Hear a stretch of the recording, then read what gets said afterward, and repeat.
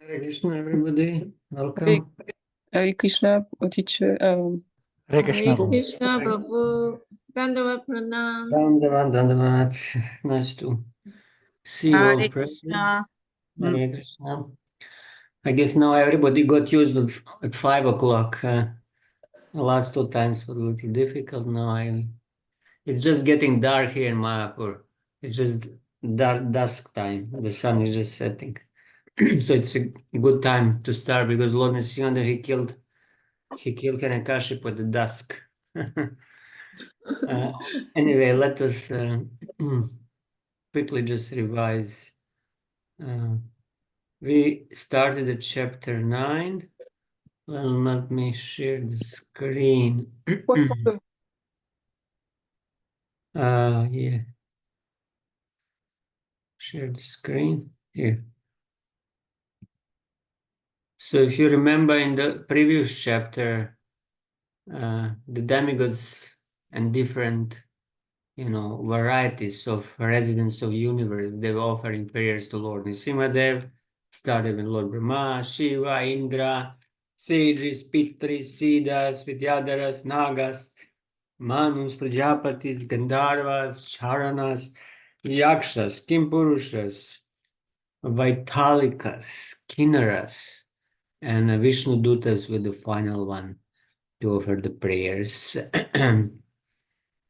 And that's how the 8th chapter finished. And now we are we just started 9th chapter entitled Prahlad Maharaj pacifies Lord Nrsimhadev with prayers. So this is the structure of this chapter. So from 1 to 7 we have demigods requesting Prahlad to approach the Lord, they offer prayers, and then from 8 to 50 are Prahlad's prayers. So most of this chapter will be prayers of Prahlad Maharaj, and then just last few verses at the end will be Lord Nrsimhadev's reply to Prahlad prayers and giving him blessings. So we stopped where? We stopped, we just read first two. We read the summary and first two shlokas, and now we'll go on the third one. Just let us offer obeisances to Srila Vyasadeva. Om Namo Bhagavate Vasudevaya. Om Namo Bhagavate Vasudevaya. Om Namo Bhagavate Vasudevaya. Narayanam Namaskrityam Naran Chaiva Narottamam Devim Saraswatim Vyasam Tato Jayamudhirayat Nashta Prayashu Bhadrishu Nityam Bhagavata Sevaya Bhagavati Shloki Bhakti Bhavati Naishtiki. Om Gyanati Miranasya Gyananjana Shlakaya Shrumitam Tasmai Shri Gurave Namaha. All right, I'll start reading first. Shloka 3. Prahadam Prishayam Asa Brahmavastitamantikhe Thata Prashamayapehi Swapitre Kupitam Prabhum. Thereafter, Lord Brahma requested Prahlad Maharaj, who was standing very near him. My dear son, Lord Nrsimhadev is extremely angry at your demoniac father.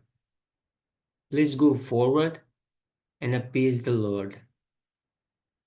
So all the demigods, they already offered prayers to Lord. Still, he was not appeased. He was still angry. So then they thought, well, let's Prahlad try. Maybe he can make him peaceful. And then one more. Tatheti Shanakir Hajan Mahabhagavatorbaka Upetya Bhuvikayena Nanhama Vidritanjale. Vidrita Anjali, folding his hands. Narada Muni continued, O king, although the exalted devotee Prahlad Maharaj was only a little boy, he accepted Lord Brahma's words. He gradually proceeded toward Lord Nrsimhadev and fell down to offer his respectful obeisances with folded hands. Nanama. He doesn't say whether he offered Dandavad Pranam or just normal obeisances, but he had his hands folded. Swapada Mule Patitham tam arbakam vilokya deva kripaya paripluddha uthapya tachirshnyadhat karambujam kalahi vitrastha dhiham kritabhayam.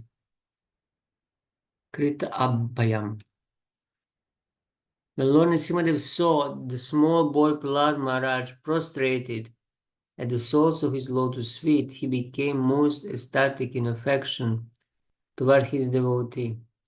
Raising Prahlad, the Lord placed his lotus hand upon the boy's head because his hand is always ready to create fearfulness in all of his devotees. Purport: the necessities of the material world are for ahara, nidra, bhaya, and maituna, eating, sleeping, defending, and mating. In this material world, everyone is in fearful consciousness, sadha smudvignadhyam, and the only means to make everyone fearless is Krishna consciousness. When Lord Nrsimhadev appeared, all the devotees became fearless.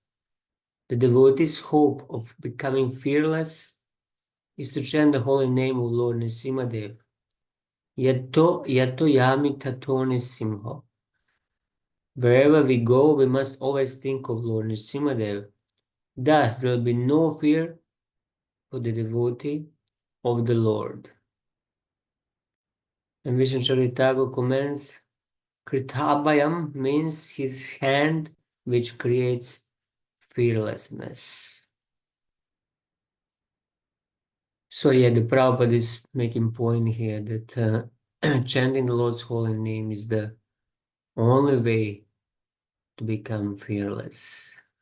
Because fear personified is feared the Lord. Ugram Viram Mahavishnu Jvalantam Sarvato Mukam Nisimham Vishranam Bhadram Mrityur Namamyaham. So the fear and the dead personified, they're afraid of Lord Nrsimhadev. And if we are in constant touch with the Lord through chanting of his holy names, then we'll become also abhayam, will become fearless. Otherwise, we're bound to be in a fearful consciousness, because material consciousness means fear. It's the most prominent of these four aharas of sleeping, mating, eating, defending.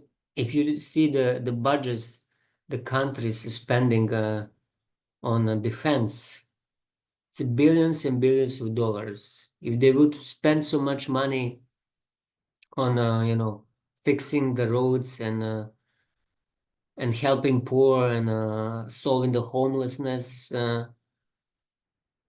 even in the incoming, I think in the incoming US president, he mentioned that he plans to stop some military aid to another country and shelter all homeless people with a small part of that money that is spent on selling weapons and other destructive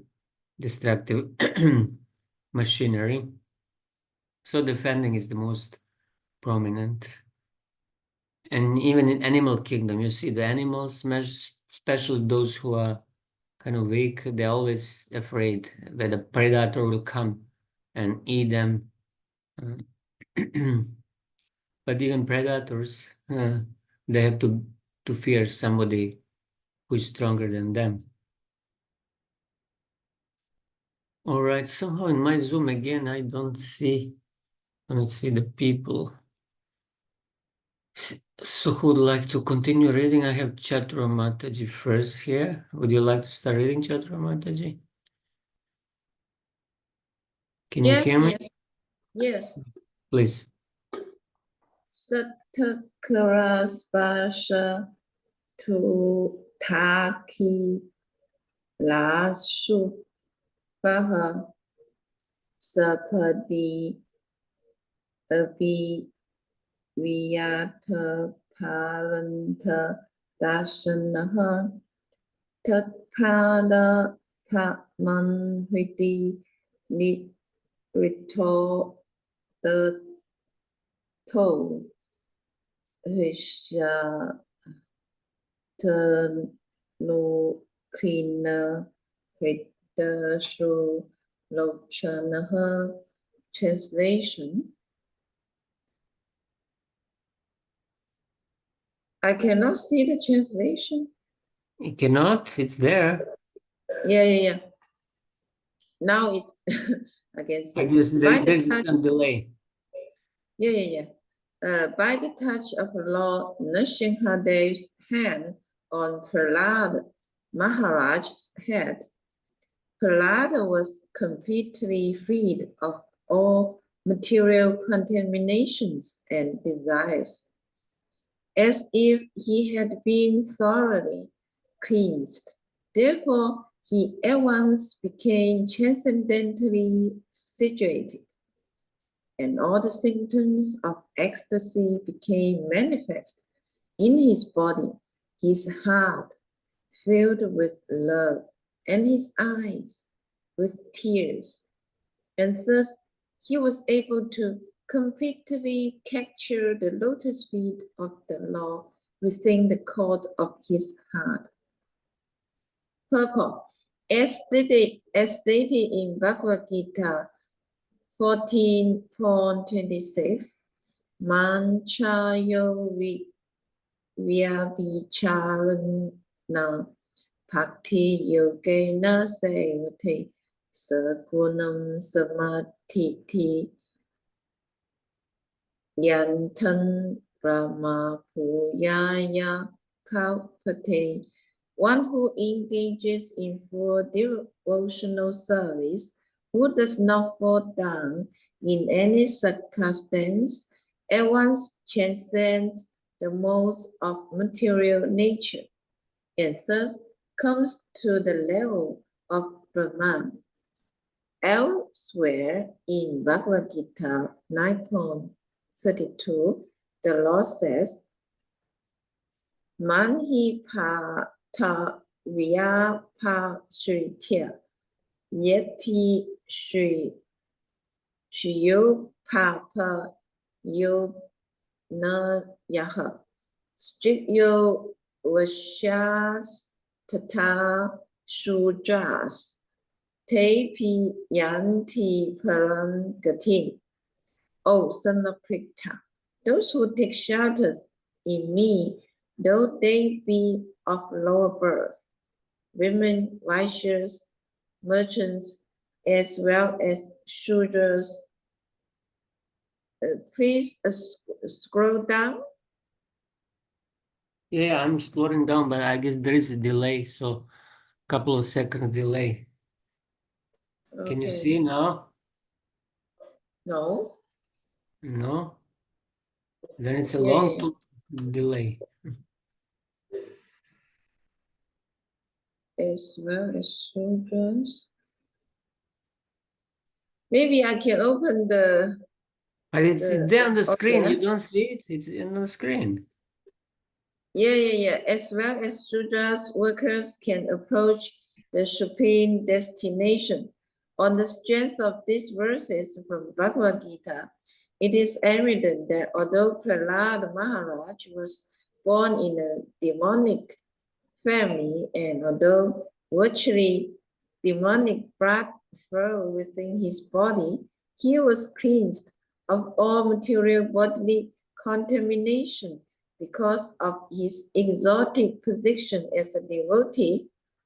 In other words, such impediments on the spiritual path could not stop him from progressing, for he was directly in touch with the Supreme Personality of Godhead.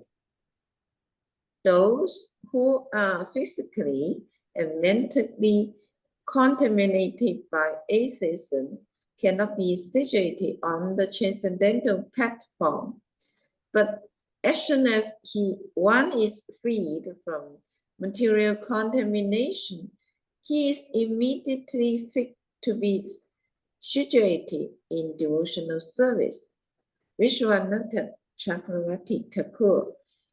Prahlad had already been purified of the auspiciousness created by being born in a demonic family, that impurity would have made the laws touching his head impossible. What was already accomplished became fully manifest by the power of the Lord's touch. Prahlad had realization of Paramatma. So what was already accomplished means that he was already purified, but he was even purified even more further by the power of the Lord's touch. It became manifest. It's interesting here, it's mentioned how demoniac blood flowed within his body. It means that because he was born in this family of Dhanavas, so it's Hiranyakashipu's, you can say, genes and blood flowing through the body of his son. So this is some sort of contamination, the inauspicious birth or lower birth. And I guess all those of us who are born in a non-devotee and mleccha families outside of India, but even inside of India, if you're born in non-devotee family, it's still inauspicious, but slightly less than being born in Western mleccha families. It creates inauspiciousness because it's a subtle contamination, but it can be overcome easily by devotional service. As soon as one engages in devotional service, that inauspiciousness and that impurity is cleansed.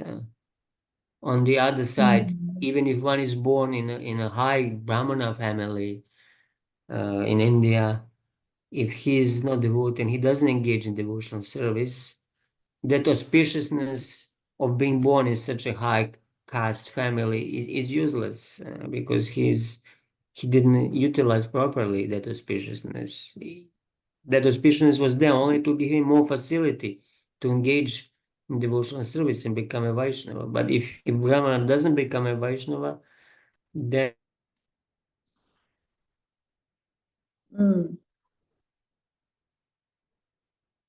and any comments or questions here? Yeah, Prabhu. Yes. Is there any Brahmana family in India now?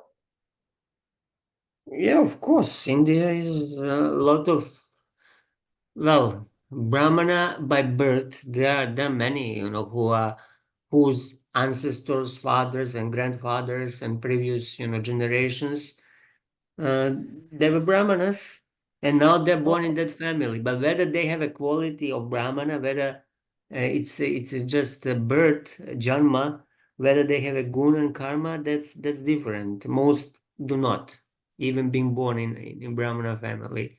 But there are, so many. India has many different castes. Maybe some of our Indian devotees can say. Gunnar, Prabhu, and others, do you know which caste you were born? You know what your grandfather and father were? Yeah. So they, Please say something. Guna Raja Prabhu and Subhaja Mataji also Indian? yeah, everybody. Yes. What I know is we are from the Kashyap caste. More I don't know. Okay. Hare Yeah, Krishna. yeah. Hare Krishna. I am from the Vaishya category of this Varnashram Dharma. So my ancestors had Goraksha. We had a huge Goshala and lots of farming. But due to modern times, my brothers have stopped doing any farming service. So it is done by servants who don't do properly, and slowly we lost a lot of land. So, but basically we are from the Vaishya. Krishi Gorak is the main activity of the. Oh, nice. So you still have the tradition, as you see. It's just a Yes, little we bit. still have. it's dying off. The Vaishya occupation is a little bit dying off, but Yes, you're yes. still there. Okay, that's nice. But there are so many subcastes also in India, and That then is there. That is, of course, there. But like we are, it is called a Shadgop, means I've heard that our ancestors came from Mathura. So they're the only cows, they came with 25 cows to this Midnapur place, and now they settled down there. And there are about only 20, 30 families in this caste who are doing, who are supposed to do, I don't know who is doing anymore, but Goraksha is the only activity of this caste. oh, nice. This is, the best occupation because it was Krishna's occupation, and you came from Mathura. Yeah. So yeah, like this.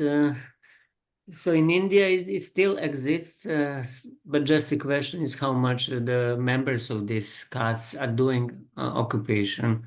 So under the influence of Kali Yuga, everything is getting, diminished. But in the West, it was never there. The Western people, I guess, there were some Kshatriya tribes who fled India. They say like this, who fled India from Lord Parashuram when he was killing, the Kshatriyas, and then they inhabited Europe, and then from Europe not so long ago they came to America. So this is the ancestry. So you could say, they were originally from Kshatriyas, but nowadays, it's all Shudra basically, or lower, more or less. And Anybody. and as far as I know, in Mayapur, the Ghosh community, there's a Ghosh community who have been doing cow rearing from generations behind till now. They are doing only that. The Oh, Ghosh yes. community in Yes, yes, Mayapur. yes. Yeah, there is that village, Goch village, if you Yeah, yeah, go across the yeah. yoga pit. They are doing it from their ancestors. Mhm. They haven't stopped. Yeah, the old milk in Mayapur we get mostly it's a good Yes, yes. family. If somebody else dares, to start selling milk, they will interfere. It's not. Yeah. Yeah, but Yeah. I don't know how many of these gosh are becoming devotees. Not really. So okay, they are taking care of the cows, and So then you say they are not devotees. how much they are protecting the cows also. That's also questionable. Whether they sell them after the cow stops giving milk, that's also not. So even in my family, even though Damodar is the presiding deity of our family, but they are not Krishna conscious. Oh, you mean Yes. they eat meat? Yes, yes, yes. They Oh. offer to Kali. There's a Kali temple, very old. Our Damodar temple is 200 years old. So, like that, very old. Even the Kali temple is very old. If we go to our village, you will see it's like the architecture also is very old architecture, and there are those 12 Shiva lingas temple. So all are broken down now in the state of devastation. But still, everyone, even the Brahmanas, are offering goats to the goddess Kali and eating meat. Oh. Yeah, that's somehow, yeah, Kali Yuga is doing that everything is degrading, but still some basic structure is there. At least, Yes, yes, yes. you can recognize how these were Brahmanas and why they're not doing now properly. This is under influence of Kali. Gunnar Prabhu, we didn't hear from you. You must have known your Varna, your family's Varna. Are you there? Yes, yes, Guru. But I am not in touch with that, whatever that traditional they do it, no? A long time back itself, I am away from that, all those activities. So I have no idea about what Okay. Kula Devata they are worshipping and all, nothing, no idea at all. But the occupation of your, father and grandfather, do you know occupation? What was their varna? Yeah, The- actually, they are from business Vaishya, means Mhm. Vaishya type.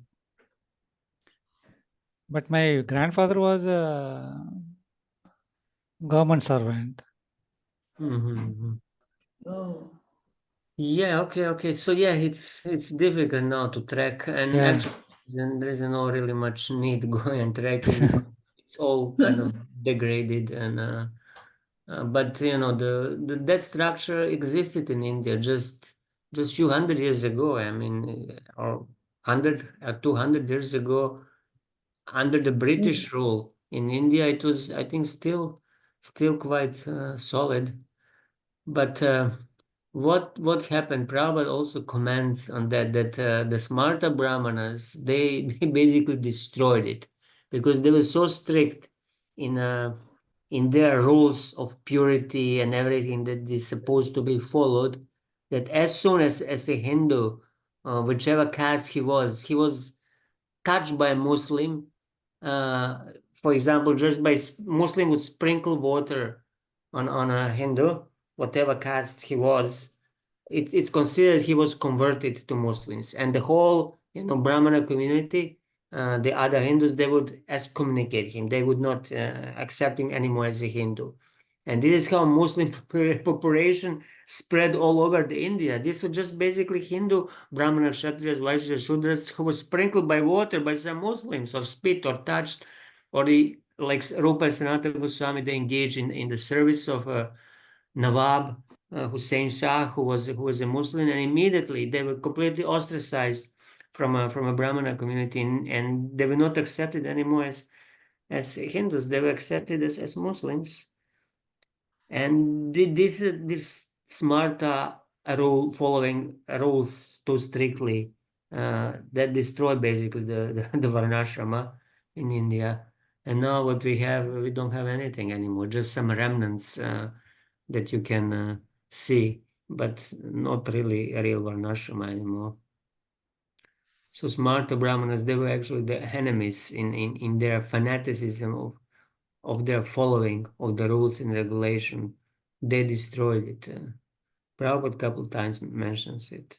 Under their influence, so many became Muslims because Muslims also, there were also other reasons, of course. If you were Muslim, then you didn't have to pay certain tax that those who were from Hindu background had to pay. And but also these two strict rules that Brahmanas imposed on the Varnashrama followers were reason that many just left. They didn't feel very welcome in that Varnashrama structure. They thought, let me become a Muslim. I won't be bothered anymore by these strict rules. Okay, so let If us, yeah. Prabhu, so then outside Indian were are these people all human beings outside Indian lectures? Well, they say the Mlechas were those who went to the West, to the Europe, Greeks, the Greek civilization. They were considered original Mlechas, but there are actually many tribes. Mlecha was just one tribe. Then there were other, I forgot, Hunas, Hungarians, Kiratas, Polandas, this one, that one, and there are many different names for different tribes that went out of India and spread all over the world. So I don't know in China what was the name of the people who came to China. Who knows? Maybe Mongolians. In somewhere in the Bhagavatam you find this. There is Mongolian and China, those suches fled to this area, and so these two areas are called Kashadesh. Kashadesh. Yeah. Yeah, Kashadesh. Kashadesh in Srimad Bhagavatam, maybe Canto 3, I cannot remember exactly, one verse in Srila Prabhupada's purport. But I don't know whether these people are Kshatriya or I cannot. Yeah, I I don't don't know. know. I don't know exactly what they were originally, and Yeah. it doesn't really matter anymore now. Everybody Kalau, some, there is that saying that in Kali Yuga everybody is Shudra. So whatever his ancestors were, everybody is born as a Shudra, and then he needs to actually qualify to become something different if he wants to qualify. Yeah. Shudra Yeah, or but lower. Yeah. yeah. But I still have one more question. Is that the deity? No, sorry. Kali Yuga, the personified Kali Yuga is the same goddess Kali? No, not the same. No, I don't think it's the same. Goddess Kali is, Durga, and its manifestation from Parvati. It's the Lord's external energy. I mean, Yeah. there is one energy coming from Srimati Radharani, and then to Lakshmi's, and then manifesting as Durga, Parvati, and so many different names Yeah. here. But Kali Yeah. Yuga, person of Kali, if you remember in the first canto, Maharaj Parikshit Yeah. encountering, and it was a black person of male person. It's So Yeah. said as Purusha only, no, Prabhu? Kali Purusha. Kali Purusha, yeah, Kali Purusha. Okay, so he was personification of the age of Kali. So it's not the same as goddess Kali. Okay. Thank you. Okay, let's just continue. Who is there? Dhanashri Mataji, would you like to continue reading? Yes, Prabhu. Hare Krishna, everybody. Hare Krishna. Astosi dalim ekagra manasa susamahita vimagadgadaya vacha tanyasta vidaye kshana. Translation by Prabhupada. Prahlad Maharaj fixed his mind and sight upon Lord Nishima with full attention in complete trance. With a fixed mind, he began to offer prayers in love with a faltering voice. The word susamitaha means very attentive or fully fixed. The ability to fix the mind in this way is a result of yoga siddhi, mystic perfection. As it is stated in Srimad Bhagavatam 12:13.1, one attains dhyana vastita tadgatena manasa pashyanti yam yoginaha. One attains yogic perfection when he is freed from all material diversions and his mind is fixed upon the lotus feet of the Lord. This is called samadhi or trance. Prahlad Maharaj attained that stage beyond the senses. Because he was engaged in service, he felt transcendentally situated, and naturally his mind and attention became saturated in transcendence. In that condition, he began to offer his prayers as follows. Vishwanath Chakravarti Thakur, this verse describes his concentration. He placed his heart and sight on the Lord. So Prahlad Maharaj's mind was fully fixed on the Lord, like Ambarish Maharaj, who similarly, through 9 processes of devotional service, fully fixed his mind on the Lord. So even before encountering Lord here, his mind was in complete samadhi, means in 24/7 remembrance of the Lord, even by walking, by talking, by sleeping, by doing anything, he was fixed in the remembrance of the Lord. I just now remember regarding what we spoke previously, Gotras, different families. In South India, when you go to some temples and then they ask you from which Gotra you are, then the Westerners are told, you just tell Achyuta Gotra, means Krishna's Gotra. Because those who are born in India, they might track their ancestry back to one of the Prajapatis like a Shapa or a Gautama Gotra, or but those who are from Western countries, they cannot, so they say Achyuta Gotra. We come from Krishna's Gotra. This was one of the. But the interesting thing is that there's something, these palm leaves called the Brigunadi. There are some Brigunadi astrologers, and somewhere in some places, South India, I think Chennai and some other, a few other places, they keep some palm leaves with the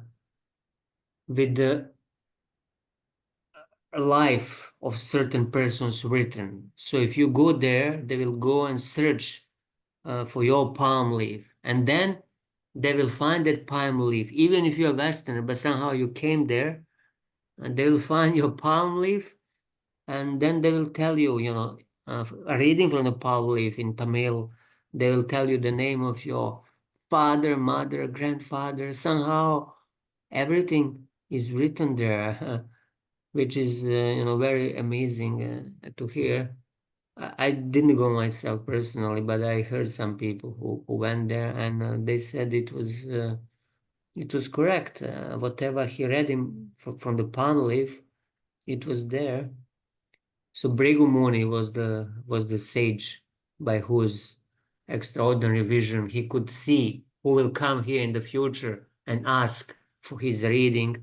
So somehow they wrote these palm leaves and kept them there for thousands of years. Whether a person is coming from the West or India, they make no distinction, and they'll find your palm leaf to tell something about your life. I don't know how much they tell about the future, but they can tell a lot about the past. Yeah, Prabhu, which place? In different places, there were these Brigu readers in South India mostly. Where was it? Also in Rajasthan, there was one place that I mean, it was Indra Maharaj who went there 20, more than 20 years ago, or 25, 30 years ago. He went there, and then it became popular, and then and many other devotees. He went somewhere in Rajasthan, close to Natadwar, in South Rajasthan. But then many devotees came, and somehow it became questionable how authoritative it was, because whoever went there, they heard, oh, you were a king or this or that. So I'm not sure how authentic every of these Brigu readers are, but at least some authentic. In Chennai, I think there was some, and somewhere else in Tamil Nadu. I don't know exactly. I didn't really try to search and go. But yeah, I had some friends also going there, and sometimes they tell you what you want to hear. So whether it's really written there or not, you cannot really testify. Yeah. Yes. Yeah, in China, we also have this Asian technique. Somebody, the Asian sage can read the palm of one person, and then he can tell your past, present, and future. Mm-hmm. Yeah. Well, yeah. So it's also there. So I guess. Yeah, China, we have this very, very old Asian Mhm. times. Mm. Did you try going Yeah, there? yeah. No, no, Eh, no. I don't try. We have almost uh, many famous place in China, and then many Taoist. You know the Taoist? Yeah, that was, Uh, yeah, I know. yeah, they practice those Taoism in some caves, you know. Mhm. Yeah. Yeah, yeah, and then they will teach the disciples, and then also one very famous Taoist wrote a book about this palm reading, and then we can also see this book nowadays. Okay, well, interesting. Yeah, the China is actually close close to India, so a lot of similarities you can find. These Taoist Yeah, yeah, yeah. monks, Tibetan monks, Yeah, Buddhist monks. It's yeah. it's Asian culture that has same roots. In especially in Southeast Asia, in Indonesia, and the Fiji, you find the remnants of the Vedic culture still there. Angkor Wat in where is it, in Burma, is there, which is Vedic temple. So Yeah, yeah. and so the further we go, then it's more difficult. But even in Europe, in Southeast Europe, they did some archaeological excavations, and they found, the Yagya Kund and this Yagya ladle for the fire sacrifices. And even in Russia, they found many, these sacrificial paraphernalia. So previously, the Vedic culture was present everywhere, but somehow it died out, gradually died out. So that's why they said that during the reign of Maharaj Yudhishthir, whole world was, one country under him, with the small subordinate kings ruling different parts. But they were all obeying to Maharaj Yudhishthir, and they were followers of Varnashram Dharma. So it's no wonder that the Vedic sacrifices, were performed in faraway places like in Russia or in Europe or yeah. Okay, Yeah. so let's us continue. Who is next? The Gunaraj Prabhu would like to continue reading. Yes, Prabhu.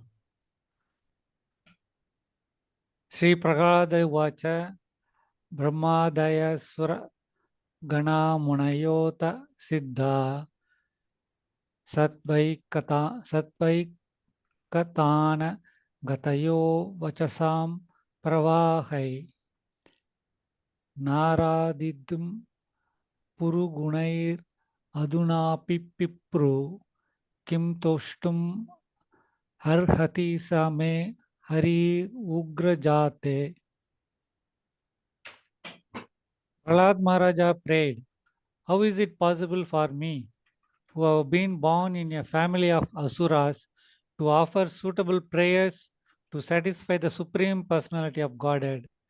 Even until now, all the demigods headed by Lord Brahma and all the saintly persons could not satisfy the Lord by streams of excellent words, although such persons are very qualified, being in the mode of goodness. Then what is to be said of me? I am not at all qualified." Purport. A Vaishnava who is fully qualified to serve the Lord still thinks himself extremely low while offering prayers to the Lord. For example, Krishnadasa Kaviraja Goswami, the author of Chaitanya Charitamrita, says, "Jagai Madai Haite Muni se Papishta Purishera Kita Haita Muni se Lagishta." Chaitanya Charitamrita Adi Leela 5.205. Thus, he considers himself unqualified, lower than the worms in stool, and more sinful than Jagai and Madai. A pure Vaishnava actually thinks of himself in this way. Similarly, although Prahlad Maharaja was a pure, exalted Vaishnava, he thought himself most unqualified to offer prayers to the Supreme Lord. Mahajano yena kagata sa pantaha. Chaitanya Charitamrita Madhya 17.186. Every pure Vaishnava should think like this. One should not be falsely proud of his Vaishnava qualifications.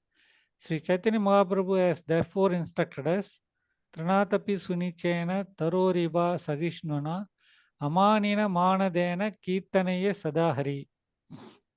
One should chant the holy name of the Lord in a humble state of mind, thinking oneself lower than the straw in the street. One should be more tolerant than a tree, devoid of all sense of false prestige, and should be ready to offer all respects to others. In such a state of mind, one can chant the holy name of the Lord constantly. Unless one is meek and humble, to make progress in spiritual life is very difficult. Vishwanath Chakravarti Thakura comments, O remarkable Lord, it is hard to understand what quality you see in me and that you are so merciful. Possessing sattva is not the cause of your mercy. What then to speak of a person possessing tamas? The devatas and sages' minds are completely immersed in sattvic dharma, jnana, and austerity. We are immersed in adharma, ajnana, and material enjoyment. Ek- Ekatana means exclusive tendency. According to Amarakosha, and simply praising you is not a cause of your mercy. They praised you with streams of words which were fresh, cool, sweet, and pure like water, and which were embellished with ornaments and literary suggestions, Puru Gunai. But they were not able to make the you satisfied, Aradhyaitum, with them. You are satisfied with me, though I am born in a family possessing great tamas, Ugra Jate. So here, Vishnu Charitaka is making a point that different families are under different gunas. So similarly, different varnas have different gunas predominant. Brahmana family is supposed to have sattva guna predominant. Kshatriyas raja guna, Vaishyas raja and tamas mixed, and Shudras tamas predominant. And then naturally one who is born in that family, he's born under the influence of that guna. But still he can, elevate himself by following the proper conduct, and especially by engaging devotional service. He can raise his guna. That was one of the point here. So yeah, they Danavas and Daityas and these families where Prahlad Maharaj is coming from, they're all under the influence of Rajas and Tamas. Because demons, they just want to enjoy and exploit the material world. So naturally they're under the lower gunas.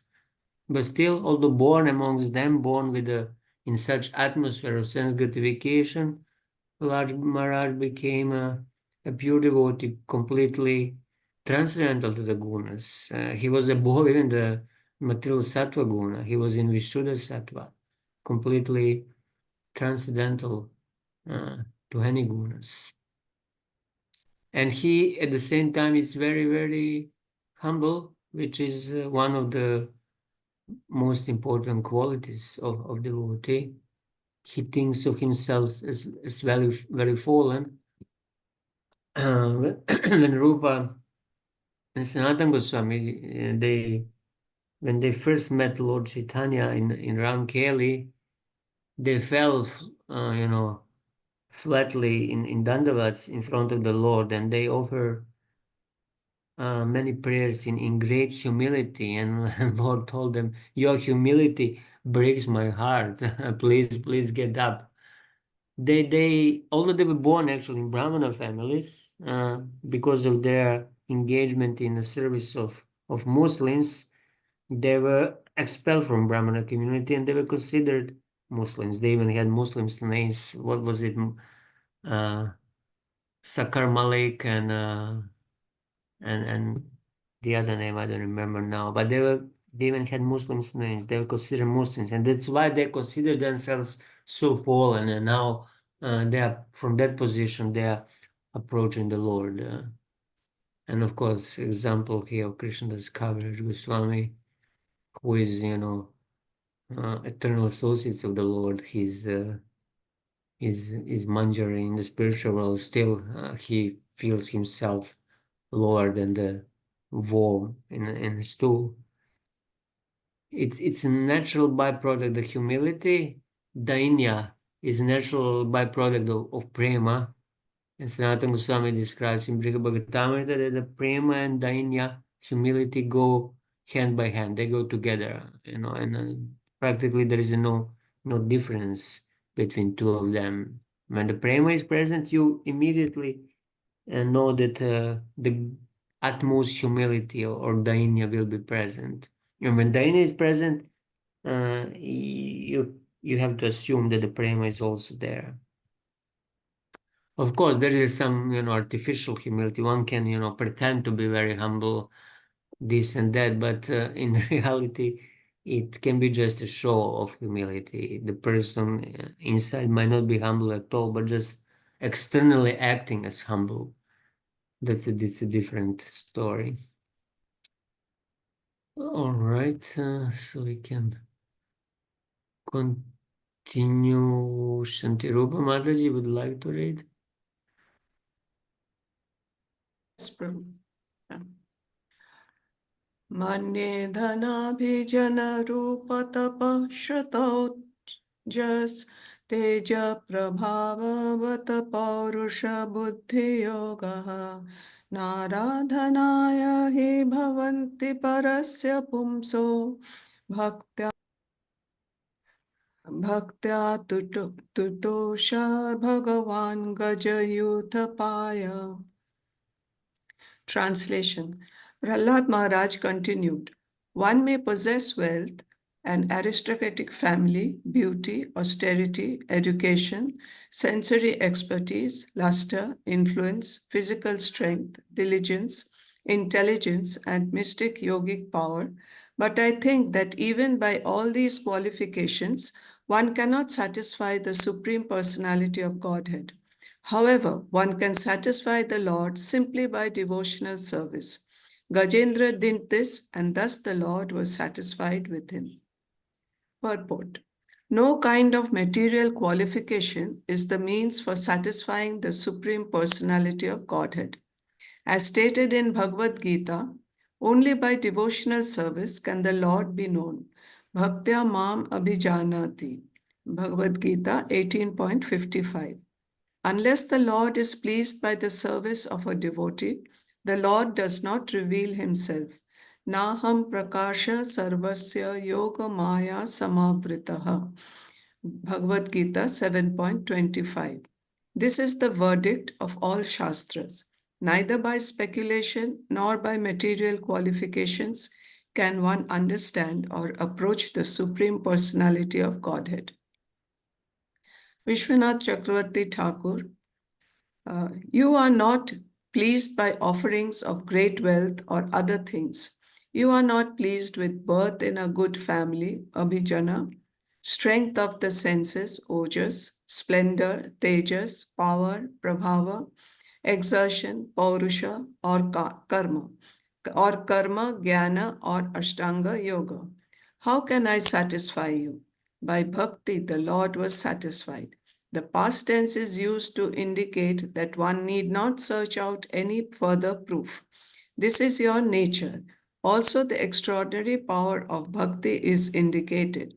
I have a trace of bhakti by the mercy of Narada, and this must please you.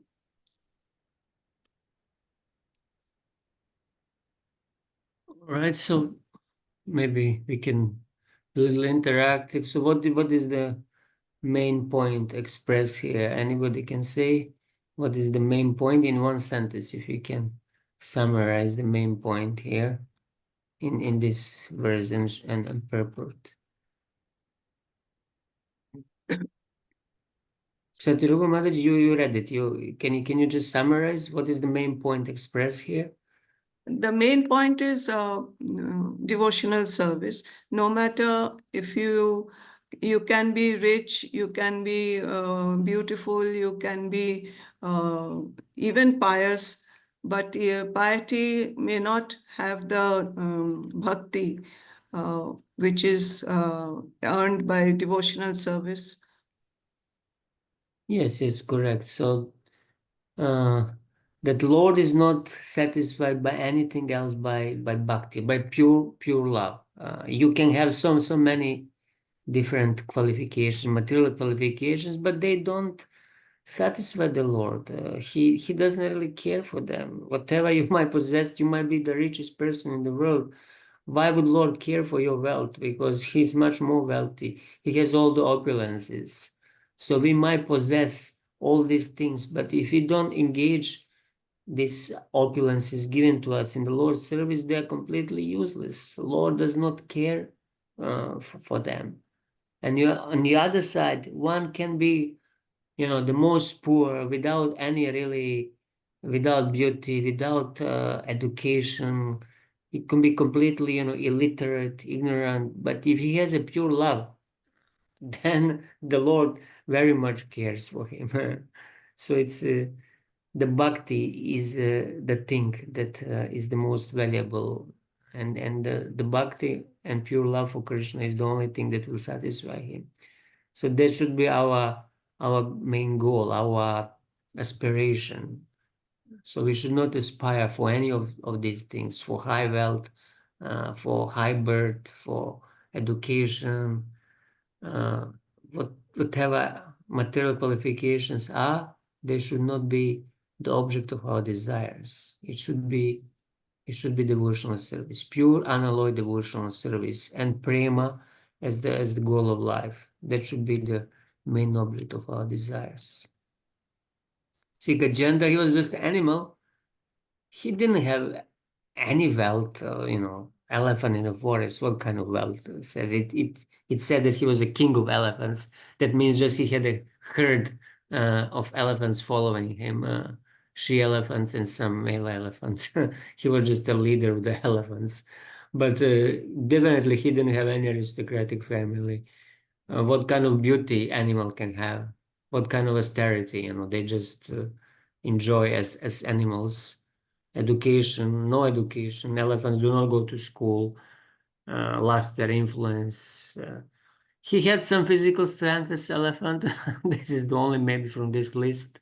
Diligence, mystic yogi power, intelligence, how much in a elephant body intelligence you can have. But still he had enough intelligence, to offer prayers to the Lord, which was amazing.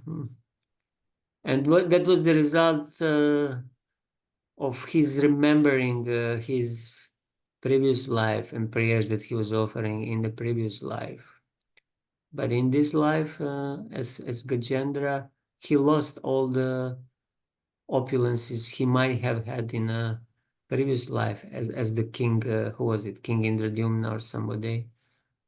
Similarly, Bharat Maharaj, when he became a deer, he lost everything, kingly opulence and the kingdom, but still he could remember his previous life, and through this remembers he kept good association. He went to Himalayas and calls to the sages, and then he left his dear body to be born as Jad Bharat. Okay, yeah, so it's good when we read that we try to summarize, paraphrase in our own words. Then it will stimulate a little bit the intelligence to try to paraphrase in our own words what we read. Then we'll assimilate better. Okay, who is left? I think Subhadra Mataji didn't read. Yes, Prabhu. Hare Krishna. Please. Hare Krishna. विप्राद्विषद्गुणयुतातरविन्दनाभ पदारविन्दविमुखात् स्वपचं वरिष्ठम् मन्ये ततर्पितमनोवचनहितार्थ प्राणं पुनाति सकुलं न तो भूरिमानः. Translation. If a Brahmin has all 12 of the Brahminical qualifications as they are stated in the book called Sanat Sujata, but it is not a devotee and is averse to the lotus feet of the Lord, he is certainly lower than a devotee who is a dog eater, but who has dedicated everything, mind, words, activities, wealth, and life to the Supreme Lord. Such a devotee is better than such a Brahman because the devotee can purify his whole family, whereas the so-called Brahman in a position of false prestige can't purify even himself. Purport. Here is a statement by Prahlad Maharaj, one of the 12 authorities regarding the distinction between a devotee and a Brahman, expert in Karmakanda or Vedic ritualistic ceremonies. There are 4 varnas and 4 ashrams, which divide human society. But the central principle is to become a first-class pure devotee. It is said in the Hari Bhakti Sudodaya, Bhagavad Bhakti Hinasya Jati Shastram Japastapa Apranas Dehasya Mandanam Lokaranjanam. If one is born in a high family like that of a Brahmin, Kshatriya or Vaishya, but is not a devotee of the Lord, all his good qualifications as a Brahmin, Kshatriya or Vaishya are null and void. Indeed, they are considered decorations of a dead body. In this verse, Prahlad Maharaj speaks of the Vipras, the learned Brahmins. The learned Brahmin is considered best among the deficients of Brahmins, Kshatriya, Vaishya, and Sudra. But a devotee born in a low Chandal family is better than such Brahmins, not to speak of the Kshatriyas, Vaishyas, and others. A devotee is better than anyone, or he is the transcendental position on the Brahm platform. Mam chayo vyabhicharena bhakti yogena sevate sagunan samati yaitan brahma bhuyaya kalpate. One who engages in full devotional service, who does not fall down in any circumstance, or at once transcends the modes of material nature, and thus comes to the level of Brahm. Bhagavad Gita 14:26. The 12 qualities of a first-class Brahmin, as stated in the book called Sanat Sujata, are as follows. Jnanam cha satyam cha dhamma srutam cha hi atma saryam rishtiti kshana suyam yagyas cha danam cha dhriti samascha mahavratta dvadasa brahmanasya. The European and American devotees in the Krishna consciousness movement are sometimes accepted as Brahmins, but the so-called caste Brahmins are very much envious of them. In answer to such envy, Prahlad Maharaj says that one who has been born in a Brahmin family but is falsely proud of his prestigious position can't be even purify himself, not to speak of his family. Whereas if a Chandal, a low-born person, is a devotee and has fully surrendered unto the lotus feet of the Lord, he can purify his entire family. We have had actually experience of how Americans and Europeans, because of their full Krishna consciousness, have purified their whole families. So much so that a mother of a devotee at the time of her death inquired about Krishna with her last breath. Therefore, it is theoretically true that and has been practically proven that a devotee can give the best service to his family, his community, his society, and his nation. The foolish accuse a devotee of following the principles of escapism. But actually, the fact is that a devotee is the right person to elevate his family. A devotee engages everything in the service of the Lord, and therefore he is always exalted. Vishwanath Chakravarti Thakur. What else needs to be said? One should consider absence or presence of bhakti. I consider a dog eater superior to a Brahman without bhakti. What to speak of Kshatriyas and others, even if endowed if the 12 items mentioned in the previous verse, what to speak of the Brahman with only 7 or 8 or 3 or 4 of those items, and what to speak of a Brahman with none of those qualities, or the 12 qualities can be those mentioned in Sanat Sujata.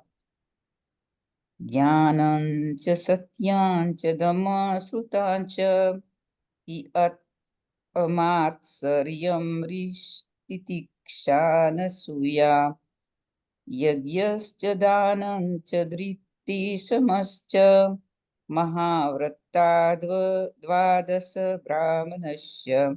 The 12-fold of a Brahman are knowledge, true mind control, sense control, hearing, disinterestedness, shyness, tolerance, lack of envy, sacrifice, charity, fortitude, and peacefulness.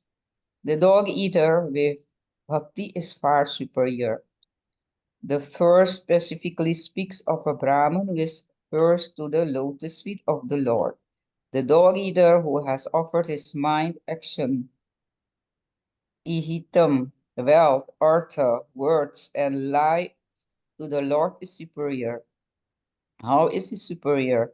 He purifies his whole family, whereas a person who is respected by the people does not purify even himself. What to speak of his family? Siddhar Swami says that these qualities without bhakti produce only pride. Surma, would you like to paraphrase quickly the main point of this shloka and purport? Yes, Yeah. it is about devotees and non-devotees, like a Brahmin who is not observing any of these qualifications or what the Brahmins need, and or if he's how you say it, observing it, but still a Vaishnava means a Krishna Bhakta is greater than all of this. Means the one who has taken shelter at the lotus feet of the Lord and is completely occupied in the service of the Lord is the highest. That is what I understand from this in Correct. short. Thank you. Thank you. Yeah, May I- this is. May I Someone- try? Yeah, sure, please. Yeah, this phrase tells something about the difference about a devotee and a brahmana. And a devotee can purify the whole family, but if a brahmana he is not a devotee, then he is averse to the lotus feet of the Lord. He not only can purify himself, so that is the most big difference. The big difference between a brahmana and a devotee. Yes. This is the main point that all good qualities do not matter so much. If you put on one scale all good Brahminical qualities, whatever are listed there, and then on the other side put just this one quality of being a devotee, it has greater value and greater weight. So you can be very moral and have all good qualities, but if you're not a devotee, all these qualities are like many zeros. And being a devotee means you have one in front of these zeros. Then these qualities, they get meaning if one is a devotee, but otherwise they're meaningless. One can be very moral person and have a good nature and this and that, but if he is atheist, if he doesn't engage in devotional service, if he's impious, then all these so-called big good qualities completely useless. Yeah, this is the main point. So somebody else wanted to say? Yeah, this reminds me of one incident that happened during Prabhupada's time. When one of the Srila Prabhupada disciple, he went to one of the Vrindavan temples, and there the Panda told him, I give you blessings that in your next life you're born in India in a Brahmana family, something like that. He gave me a blessing. So this devotee he came to Prabhupada and told him what he heard. from the panda. And Prabhupada told him, you go back to him and tell him that you give him a blessing that in the next life he is born in America in a ISKCON devotee family, something like that. Prabhupada gave him a contra blessings. So what is the use of being born in a high Brahmana family? One is not really a devotee, and if he is also envious of true devotees. So Bhaktivedanta Saraswati Thakur, he wrote that book Brahmana and the Vaishnava, where he argues that devotee is much higher than Brahmana with all good Brahmanical qualities. Because if one becomes devotee, although he is a low-born, automatically he will develop all good Brahminical qualities. But if one just has good qualities without, that main quality of being a devotee, being Vaishnava, then all these qualities are zero, one big zero. So I guess many, you can say, those who were born in outside of India, we can assume that some of them were previously living in India, and then by the arrangement of the Lord, they were born there in order to help Prabhupada spread the Krishna consciousness movement all over the world. Generally, devotional service is continued life after life. It's hardly that in one lifetime one achieves success. So one might have been born in India in one life, and then in next life, again, he might be born outside of India, but if he continues devotional service, it doesn't matter where he's born, if he's continuing to serve the Lord. And Lord needs devotees outside of India also in order to spread Krishna consciousness. But the smart Brahmanas, they could never, accept it. They were so much proud of their, Brahminical position that they objected to Prabhupada, and they criticized Prabhupada very much. How can they be accepted as Brahmanas? Even in some Gaudiya mats, one devotee told me when he was there a long time ago, he was the only Westerner in that Gaudiya mat, and everybody else was, serving them prasadam from the pot, and then he also wanted to put some khichdi on his plate. They told him, no, you don't touch. We'll serve you. So they didn't want him to contaminate, the pot because he was a Westerner. So they thought that he will somehow contaminate it because he was born outside of India. So these sort of misconceptions are prevalent amongst those who follow the Smarta Vada, the Smarta Brahmana conceptions. All right, 7, 9, 11. I think it's my turn now to read. What is the time? Of 6:15. So Naivatmana Prabhur Ayam Nija Laba Purno Manam Janad Avidusha Karuno Vernite Yajjano Bhagavate Vidadityamanam Tachchatmane Prati Mukasya Yatha Mukashre. Translation: the Supreme Lord, the Supreme Personality of Godhead, is always fully satisfied in Himself. Therefore, when something is offered to Him, the offering by the Lord's mercy is for the benefit of the devotee, for the Lord does not need service from anyone.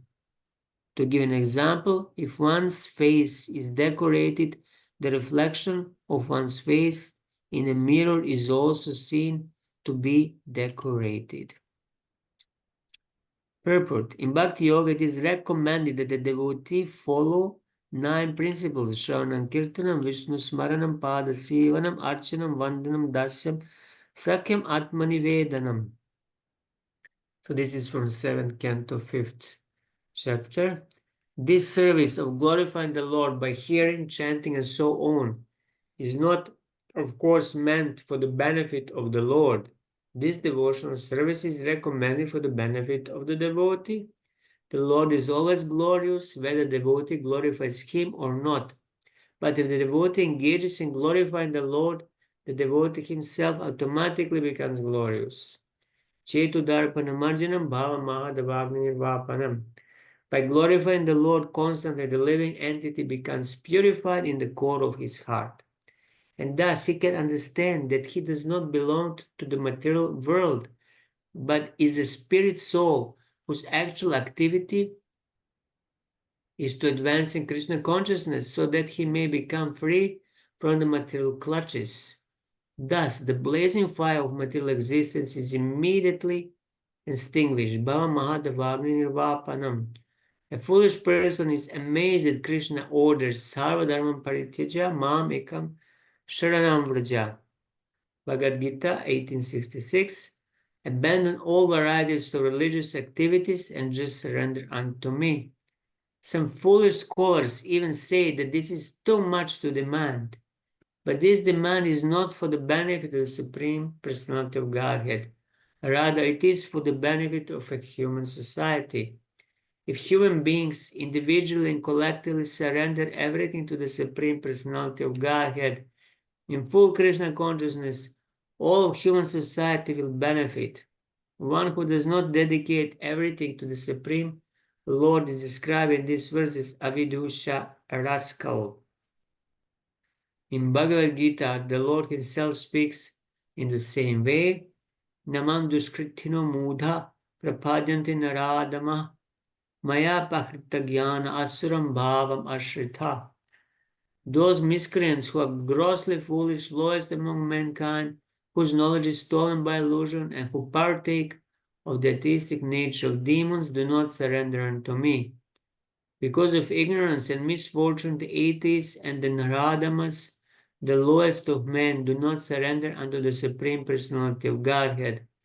Therefore, although the Supreme Lord Krishna is full in himself, he appears in different yugas to demand the surrender of the conditioned souls so that they will benefit by becoming free from the material clutches. In conclusion, the more we engage in Krishna consciousness and render service unto the Lord, the more we benefit. Krishna does not need service from us. Vishnu Chandra Thakur, then respecting me by hearing, chanting, and offering is bhakti. I am pleased with that, and not by austerity or study of the Vedas. If that is so, it means that I am self-centered. That is not so. You, the Lord, do not accept respect from an ignorant person for yourself. Everyone from Brahma to the tree is ignorant. No righteous person accepts respect from a person devoid of knowledge of Scripture. It is said that the quality of knowledge in a person is the cause of accepting his respect. And a certain quality fixed in you is a cause of accepting that person's respect. You are complete in your own attainments, but merciful. Thus you accept the respect of an ignorant person. Why do you accept? You accept to show mercy to him. Your accepting his respect is your quality of mercy, which is fixed in you.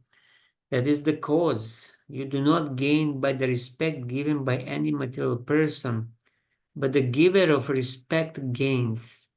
Whatever worship a person offers to the Lord is beneficial for that person, just as the beauty of tilak on the face is reflected in a beautiful image on a mirror. Beautifying a reflection does not produce a beautiful reflection. So the main point being made here that bhakti, devotional service, it's for our own benefit. It's not that the Lord is benefiting and exploiting us.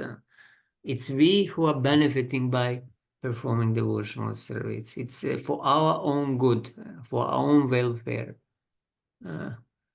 Although, when they say, oh, you become a servant of the Lord, those who have material conception, they think, oh, you become, you know, becoming in material world, becoming a servant is not something very desirable, you know. Who wants to be a servant? But in the case of the Lord, becoming servant of the Lord, it means that it's for your own benefit. The Lord has millions and billions of servants. So one servant more or less doesn't really change anything for him. He's not the slave master who is exploiting small, you know, slaves and servants. No, by engaging in his service, we become happy, we become benefited. Yeah, this is the main point. Anybody else has something to say here? Yeah, the comparison is given here. The reflection of one's face in a mirror is also seen to be decorated. If you, you know, decorate yourself, you put some, you know, ornaments on your face, and then also your reflection in the mirror is also decorated. So the Lord does not need service from us. Similarly, you know, the guru, the spiritual master, he also does not or should not need a service from a disciple. Not that a guru should accept disciples who have money and who are rich, and then he will live from their money luxuriously and lavishly. It should not be like this. The guru should be completely independent from anything the disciple can offer to guru.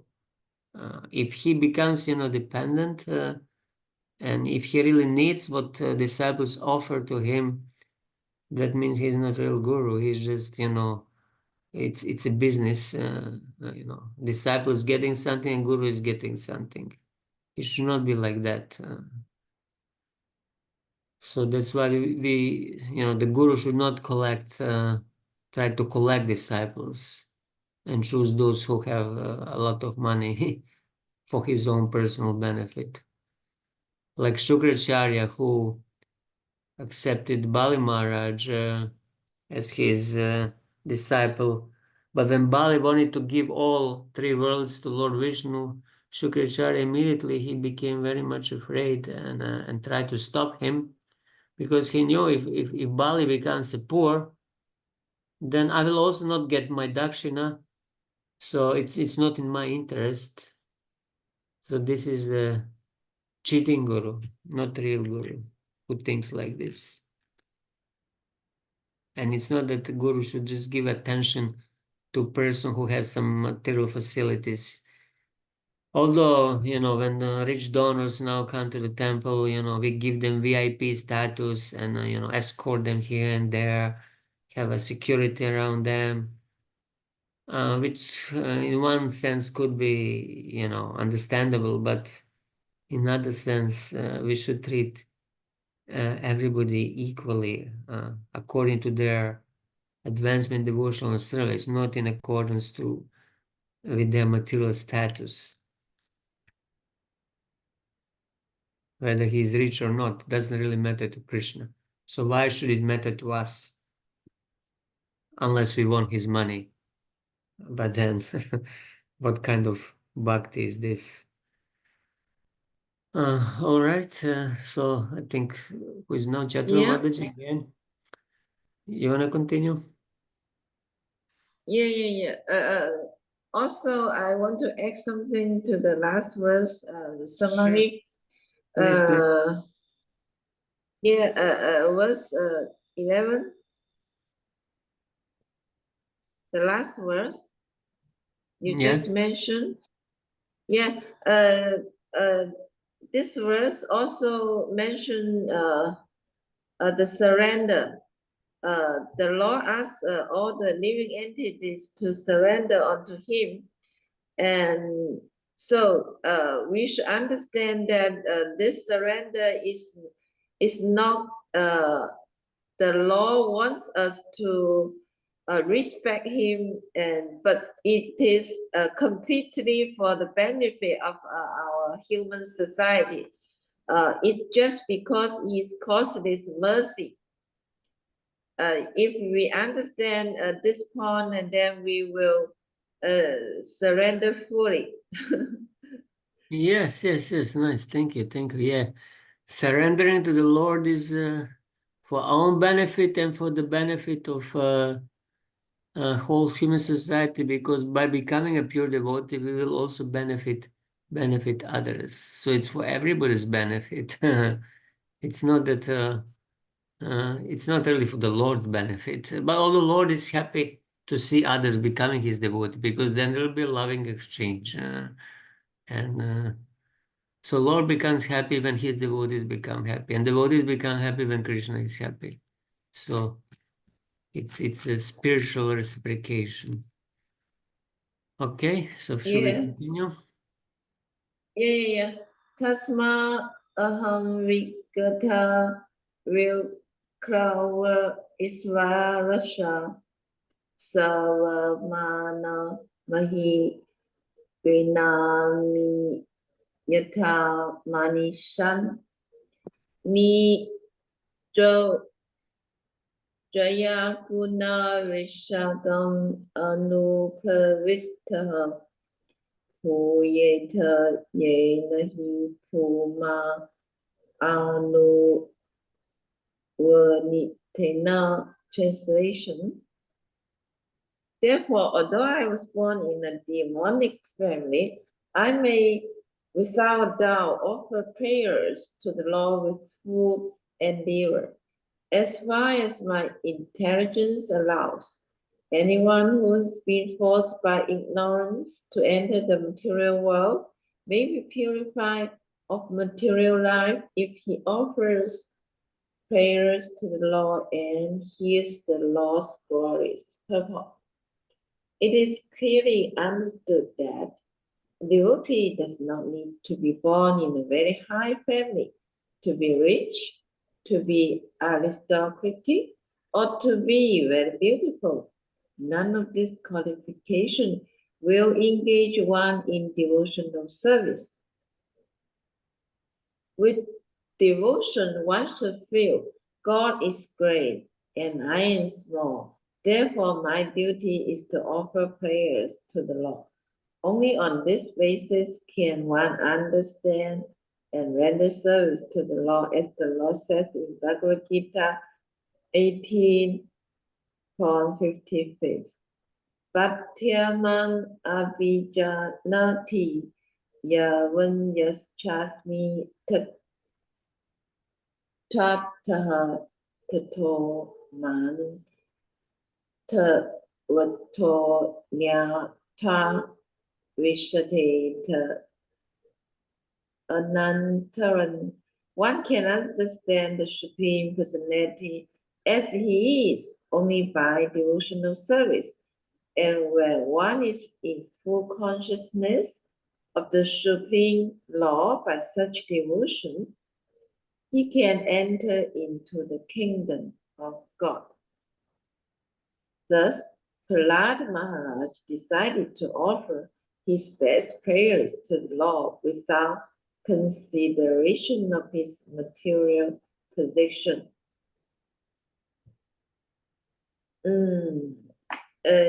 So, in this verse, can I summarize?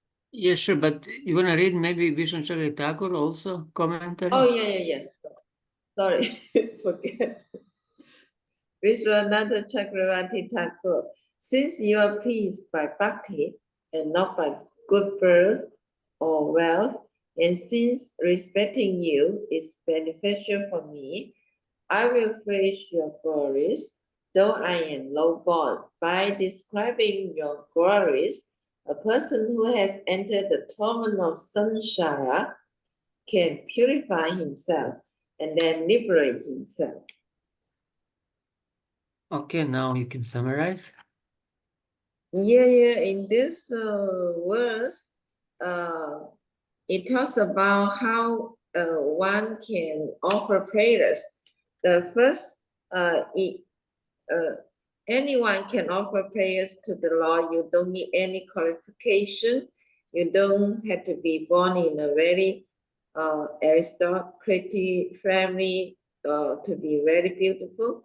So anyone can have the qualification to offer prayers to the Lord just for the benefit of himself and also to purify himself, because we are in the material world with contaminated consciousness.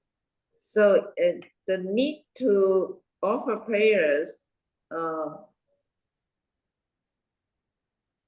is because when we offer prayers to the Lord with devotions, and in Bhagavad Gita it says one can back to Godhead. So that's all the summary. Nice, nice. Thank you. You summarized nicely. So yeah, to offer prayers, we don't need any material qualifications. We just need one thing. What is it? Sincerity. Yeah, sincerity, little sincerity, you know, that, and little humility, because you generally offer prayers to those who are superior to you. So you need to be in a lower position. You need to consider yourself, you know, low in order to offer prayer to somebody who is higher than you. And Lord is definitely much, much higher than ourselves. So we have to understand our relative position. The Lord, the God is great, and I'm small, and but I'm his part and parcels. I'm his servant. So let me try to offer some prayers to him. Person who is very puffed up, who is very proud, he cannot offer prayers, really. Even if he, you know, tries to recite something, it's very artificial, and Lord doesn't really accept such a prayer from a proud, puffed up person. You need to be a little humble to offer prayers, to consider how small you are.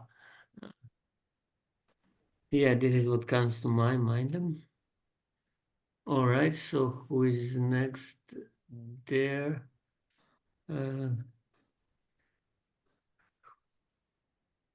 Dhanashree Mataji, you'd like to read? Yes, yes, yes, Prabhu. I was going to say yes, Maharaj. Mataji. It came out of my mouth anyway. Text 7.913. Sarvehi hami vidikatarastavasatvadamuno Bamandayo vayam iveshana kodvijantaha Shimaya bhutaya utama sutkaya kasya Vikriditam bhagavato uchiravata rayi. O my Lord, all the demigods headed by Lord Brahma are sincere servants of your lordship, who are situated in the transcendental position. Therefore, they are not like us, Prahlad Maharaj and his father, the demon Hiranyakashipu. Your appearance in this fearsome form is your pastime for your own pleasure. Such an incarnation is always meant for the protection and improvement of the universe. Purport: Prahlad Maharaj wanted to assert that his father and the other members of his family were all unfortunate because they were demoniac, whereas the devotees of the Lord are always fortunate because they are always ready to follow the orders of the Lord. When the Supreme Lord appears in the material world in his various incarnations, he performs two functions: saving the devotee and vanquishing the demon, paritranaya sadhunam vinasaya cha duskritam. Bhagavad Gita 4.8. Lord Nishimadev, for example, appeared for the protection of his devotee. Such pastimes as those of Nishimadev are certainly not meant to create a fearful situation for the devotees, but nonetheless, the devotees, being very simple and faithful, were afraid of the fierce incarnation of the Lord. Therefore, Prahlad Maharaj, in the following prayer request the Lord to give up his anger. Vishwanath Chakravarti Thakur, we demons are not devotees. We are unfortunate in this world. Others are all your devotees and are fortunate. All the devatas carry out your orders. They are your servants, but the demons are not. We are fearful because of our inimical natures. For the preservation and flourishing of the universe and your devotee, and for your own pleasure, you have performed the pastimes of killing the demon. So would you like to summarize, Ganesh Mataji? Oh my God! Whatever you remember. A surprise. Whatever you remember, in your own words, whatever you remember from here. Main point. The main point is, oh my God, I don't think I'll be able to do it. Okay, no problem.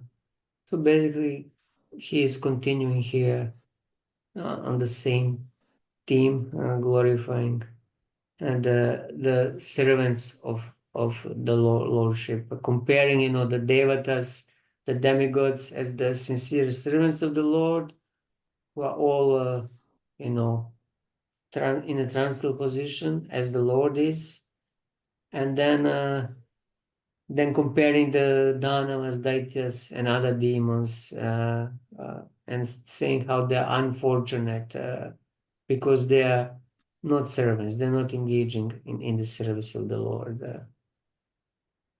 And here then he's glorifying his appearance as Lord Nrsimhadev, and glorifying his incarnation, who came, incarnation of the Lord, that came to protect the devotees and vanquish the demons, Paritrana Sadhuna Vinasha Chedushkritam.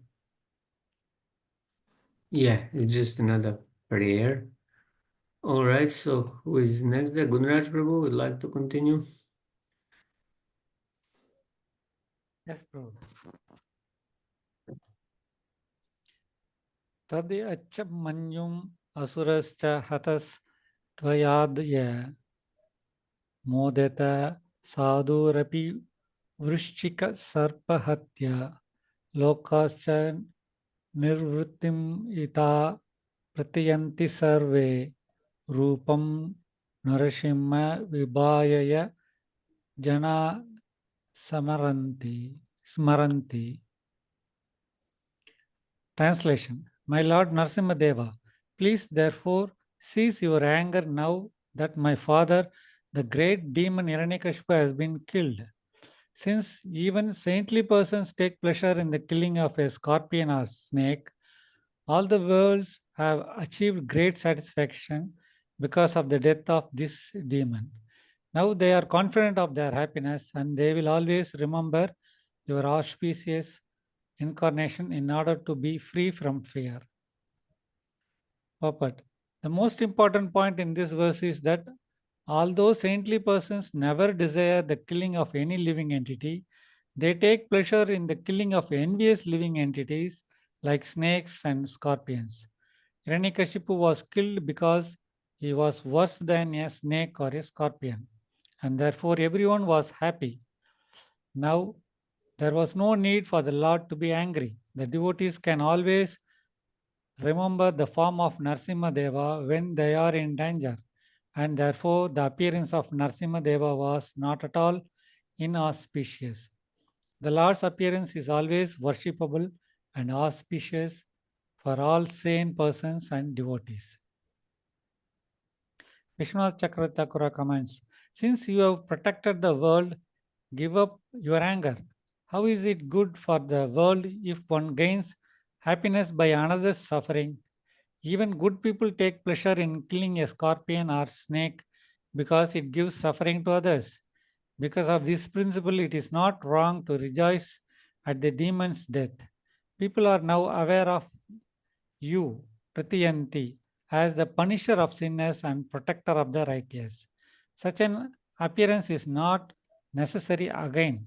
They remember this form for removing fear. This means after this, just by remembering this form, the demons become frightened and die. Like to summarize, Ganesh Babu? Yeah. That's the Main point. thing is that the Lord's appearance is just like the poisonous or venomous snake is killed by the even by sadhus. It is just to kill the demons and not for anything else. Yeah. And the Lord should, is Prahlad Maharaj is praying that the Lord should, now come out of his angry mood so that the demon has been killed. So everyone is happy now. Yes, thank you. So also that the saintly persons, they take pleasure in killing envious living entities, scorpion, snake. Although, generally saintly persons, they don't want to see anybody suffer or die. But if a demon or scorpion or snake dies, that means that other persons, so many other persons will be benefited because they will not be bitten by that scorpion snake. So it will be for the good of everybody. Otherwise, saintly person doesn't desire, anybody's death. But in this case, if scorpion or snake is dead, it's good. It's good because it will not kill somebody. I think there is that example when Srila Prabhupada went with the Srila Bhaktivinoda Saraswati Thakur and other disciples on some walk, and then they stumbled upon a snake, and one of the disciples of Bhaktivinoda Saraswati Thakur, under his instruction, he killed the snake. So Srila Prabhupada was very surprised because that time he was still very new, and he was thinking that saintly person should not harm any living entity. But later he understood that saintly person is actually glad that that envious living entity is killed. So similarly here, all these devatas, they are happy that Hiranyakashipu is dead because he will not be torturing others anymore. So it's for the benefit of the whole universe when the envious person is dead. There was also that story of Prabhupada when the Juhu, they were acquiring the Juhu land and the temple, and they were fighting this Mr. Nair, whatever was his name, that person who wanted to steal the land in Juhu. And Prabhupada fought, with the lawyers and this and that, but still this person was so stubborn. And then at one point, when nothing else worked really, and it looked like that he's going to take over the possession of the land, devotees, they got the news that Mr. Nair had a heart attack, and they informed Prabhupada. And then Prabhupada, he thanked the Lord because it was actually the Lord himself who had to remove that demoniac person who was putting so much obstacles for devotees in acquiring this land. So he was envious person. So it is said that the scorpion or snake you can control by mantras. There are certain mantras, and if you chant these mantras, this is how snake charmers they work. They have mantras to control the snake, but it's possible with the animal like a snake, but to control a demoniac human entity, the demoniac person is impossible. You cannot chant mantras to control the demon, although you can do this for the snake. All right, do we still have to, or maybe it's already getting late, so we can gradually stop here unless one, or yeah, maybe we can hear one more shloka. Who was it, Shanti Rupa Mataji? You want to read one more? Okay, Prabhu. Naham bibhemi ajitate ati kasya jivvarka netra bhrukuti rabhaso gradam strat antra sraja ksataja keshara shanku karnan nirada bhita digibhad haribhinna khagrat. Translation. My Lord, who are never conquered by anyone, I am certainly not afraid of your ferocious mouth and tongue, your eyes bright like the sun, or your frowning eyebrows. I do not fear your sharp pinching teeth, your garland of intestines, your mane soaked with blood, or your high wedge-like ears, nor do I fear your tumultuous roaring, which makes elephants flee to distant places, or your nails, which are meant to kill your enemies. Purport. Lord Nrsingadev's fierce appearance was certainly most dangerous for the non-devotees, but for Prahlad Maharaj, such a fearful appearance was not at all disturbing. The lion is very fearsome for other animals, but its cubs are not at all afraid of the lion. The water of the sea is certainly dreadful for all living entities on the land. But within the sea, even the small fish is unafraid. Why? Because the small fish has taken shelter of the big ocean. It is said that although great elephants are taken away by the flooding waters of the river, the small fish swim opposite the current. Therefore, although the Lord sometimes assumes a fierce appearance to kill the Dushkritis, the devotees worship him. Keshavadhrita Narahari Rupa Jai Jagadisha Hare. The devotee always takes pleasure in worshipping the Lord and glorifying the Lord in any form, either pleasing or fierce. Vishwanath Chakravarti Thakur. Though I am born in a demoniac family, I do not fear you as I fear the demons.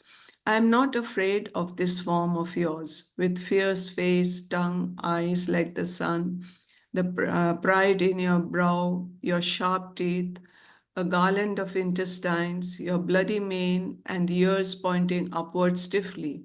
I am not afraid of that form from which elephants flee on hearing it roar, and which has nails whose tips pierce the enemy.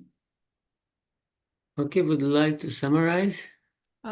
This verse basically is describing the fierce features of this kind of incarnation, like Nrsimhadev, and but even if it looks fierce, Prahlad Maharaj, for pure devotee like Prahlad Maharaj, it is not at all fearful. He thinks that he is telling us that any incarnation of the Lord, be it fearful or beautiful, is auspicious. It is never inauspicious or meant to be fearful of. So, because the Lord is always there to protect us and to give us, anyone who has taken shelter has always the Lord's mercy, no matter how much you may be small or big. Yes, thank you, thank you. So, yeah, Lord is fearful to the demons, but to devotees is not like this example of lion and cubs, although lioness is very fearful to other, animals. To her cubs, she's just a mother. So similarly, the Lord can be looking very fearful to non-devotees, but to devotees like Prahlad, they're not afraid. So yes, I don't know which other form of the Lord is so ferocious like Lord Nrsimha. The Lord Nrsimha is definitely the most ferocious, but there are some kind of rare forms, like, you know, this Ganda Berunda. You see Yes, that? like the boar incarnation was, as described, was quite fearful. Oh yeah, Varahadev, yeah. Varahadev, yeah. Although I think Nrsimhadev is more more uncommon. But you know, this Ganda Berunda, one devotee has, you know, deity. It's a kind of very strange uh, form that you don't see, and it's described in some Puranas. It's, you know, half a bird, half lion, something also very fearful. There are some, you know, incarnations that are not so common, that appear in some ages. They might not be, you know, be described as in the list of the main incarnations of Bhagavatam, but they might be there. So, and we generally do not worship these incarnations apart from Lord Nrsimhadev, and we worship Lord Nrsimhadev for protection. So the Lord Nrsimhadev, Lord Ramachandra, and Krishna, these are three Paravasta incarnations of the Lord that are considered three very important incarnations, and that's why, you know, Janmashtami, Ramnavami, and Nrsimha Chaturdashi are three kind of main festivals. Of course, we have a Gaur Purnim as Gaudiya Vaishnavas, but in general Vaishnava world, these three are considered the most important: Lord Nrsimhadev, Lord Krishna, and Lord Ramachandra.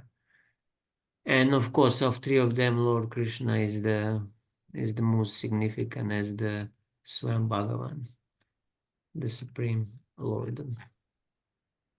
All right, maybe we can stop here, and then we'll continue next class next Wednesday. Unless somebody else has something, final thoughts. Excuse me, Prabhu, I'm sorry for tonight. I could not memorize the verse, but I am a little sorry for that. No problem. Sometimes, yeah, I also sometimes read something and then I need to read second time in order to remember what it was. It is just actually to stimulate us to think and you know, to engage the.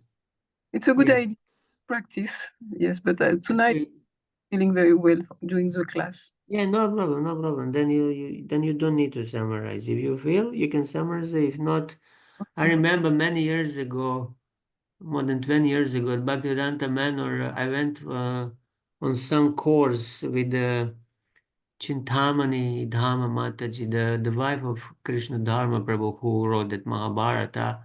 She had a course on Sadhu Sangha, and since then I remember it was something very impressive, the way how actually we associate with devotees through reading Prabhupada's books. So in pairs, we were doing it in pairs. So two devotees, they were reading together. There were groups, and everybody would form these pairs. And then first one devotee would read one shloka and purport Srila Prabhupada, and then paraphrase in his own words how he understands. And then the second devotee would maybe ask some questions, and they would engage in some conversation. We would engage in some conversation, you know.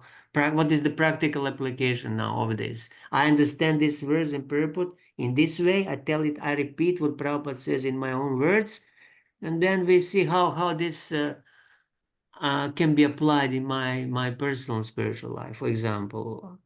And then the other devotee, he reads the verse and then he paraphrases, summarizes in his own words. And then again, what would be the practical application? And it was, you know, I had very good memory of that. So I thought maybe we can also do something, although there are more than two of us here, but still, it's still small group. We can still do it like this. A good idea. Yeah. Yeah, Prabhu, it's a very good idea. Yeah, because it stimulates us to think, and you know, everybody can, you know, can And say be something. more attentive. Yeah, be more attentive. We had Yeah. to listen very carefully so that we can paraphrase. Yeah. At least when you are reading, you have to listen very carefully. Then you have to Yeah.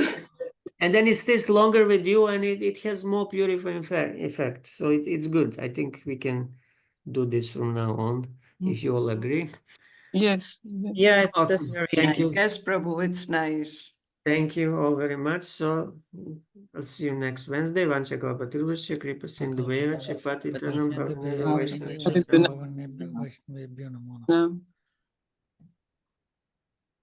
Thank you very Thank much. you, Prabhu. Prabhu, Hare Krishna, Prabhu. Haribol. Hare Krishna.